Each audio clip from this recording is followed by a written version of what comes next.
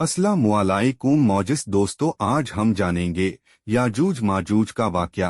प्यारे दोस्तों, कयामत की एक ऐसी बड़ी निशानी जिससे मुकाबला करने की ताकत किसी इंसान के अंदर नहीं होगी। ऐसी कौम जिसका जिक्र कयामत के करीब पेश आने वाले वाकयात में मिलता है। याजूज माजूज के इस दुनिया में दोबारा खुरूज की अहमियत का अंदाजा इस बात से भी लगाया जा सकता है कि दज्जाल, जो कि कयामत की बड़ी निशानियों का मरकज है, मगर इसका तस्करा कुरान में कहीं भी नहीं मिलता। लेकिन याजूज माजूज का जिक्र कुरान में तफसीर से मौजूद है। दोस्तों, अबाबुन्नाश में इस कौम के बारे में बहुत से मुख्तलिफ ख्यालात पाए जाते हैं, मगर ज्यादातर लोग इनकी हकीकत से बेखबर है। याजूज माजूज कैसे दिखते हैं और यह किस शक्ल सूरत के होंगे? वह कौन सी दीवार है जिसके पीछे कैद हैं? और वह इस दीवार में कितना सुराख कर चुके हैं? दोस्तों, जमाना कदीम में बहुत सी कौमें गुजरी हैं जो जुल्मो जाबरियत में अपनी मिसाल खुद थीं, और उनकी ताकत और दहशत की बिना पर हर तरफ उन्हीं का सिक्का चलता था।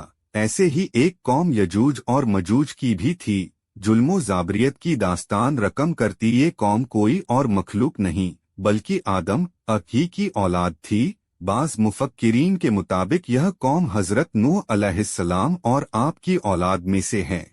हजरत नूह अलैहिस्सलाम के 3 बेटे थे, जिनमें से एक का नाम याफिश था। याफिश के 12 बेटे थे और उनमें से 2 का नाम यजूज और मजूज था। इन्हीं से इनकी नस्लें आगे चली। इसके अलावा यजूज और मजूज के साथ ही जो अहम नाम ज़ेरे तस्केरा आता है वह हजरत जुल्करनैन का है। दोस्तों, हजरत जुल्करनैन के बारे में कहा जाता है कि ये कोई नबी नहीं बल्कि अल्लाह के एक नेक बुजुर्ग बंदे और बादशाह थे, जिनको जुल्करनैन का लक़ब चंद वजूहात की बिना पर दिया गया।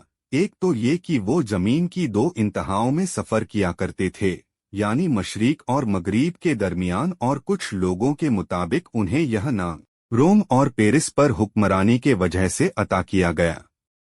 बहादुर और ताकतवर बादशाह होने के नाते दुनिया भर के बादशाह इनके ताबे थे, और उनके खलेरे भाई यानी हजरत खिज़र अलैहिस्सलाम इनके खास वजीर थे। हजरत जुल्करनैन अक्सर हालत सफर में रहते। इसी दौरान वह ऐसी सल्तनत में पहुंचे जहां तुर्क आबाद थे। यह सल्तनत आर्मीनिया और अजरबैजान की सरहद के करीब मौजूद थी। वहां 2 पहाड़ों के बीच एक जगह थी जिसमें एक कौम आबाद थी जो तुर्कों का कत्लेआम किया करती थी और अपनी सरकशी और फितनांगेजी के वजह से बेहद मशहूर थी। ये कौम हर तरह की बुराइयों का मजमुआ थी और इंतहाई ताकतवर कौम थी, जिससे मुकाबला करना किसी के बस की बात नहीं थी। इसका जिक्र कुरान करीम की सूरह कहफ में यजूज और मजूज और हजरत जुल्करनैन के हालात बयान करते हुए फरमाया गया है कि जब वो अपने शुमाली मुहिम के दौरान 2 पहाड़ों के दरमियान पहुंचा तो उसे ऐसी कौम मिली जिसकी ज़बान ना काबिले फहम थी। जब तर्जुमान के जरिए गुफ्तगू हुई तो उन्होंने अर्ज किया कि यजूज और मजूज इस मुल्क के बड़े फसादी हैं। अगर आप इनके और हमारे बीच में एक दीवार खड़ी कर दें तो हम आपके लिए खर्च का इंतजाम करेंगे।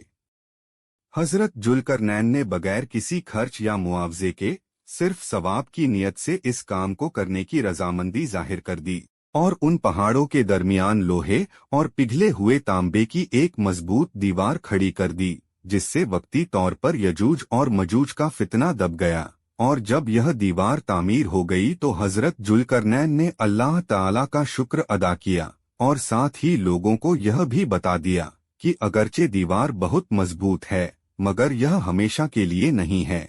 जब उस रब का हुक्म करीब आएगा तो यह दीवार खुल जाएगी।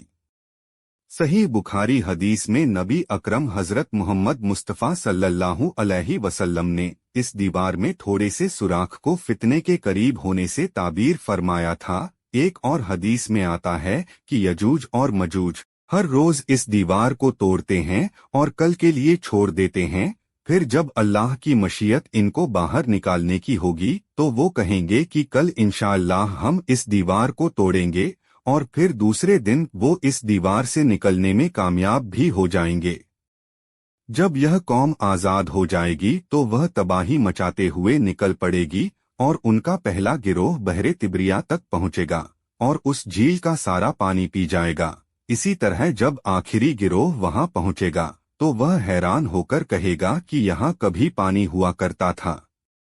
फिर यह कौम हर तरफ फसाद बर्पा कर देगी और हर बुलंदी से उतरती हुई नजर आएगी, और एक वक्त ऐसा आएगा कि सारी जमीन पर इन्हीं का कब्जा होगा।